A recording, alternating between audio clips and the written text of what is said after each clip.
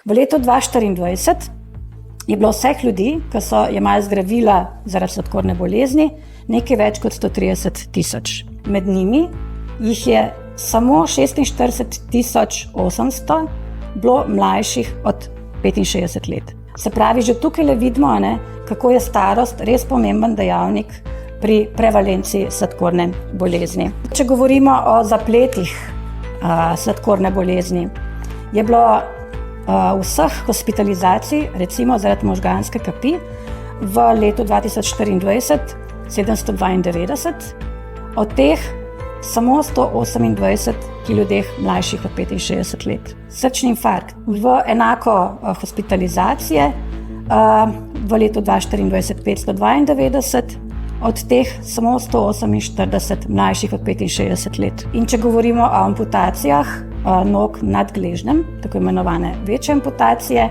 je bilo vseh v letu 2024 277 in 49 pri ljudeh, ki so mlajši kot 65 let. Vsak srčni infarkt, vsaka amputacija je tragedija za posameznika in seveda je potrebno zelo usmerjati vse sile za to, da bomo res skupaj pomagali preprečevati te najhujše oblike kroničnih zapletov.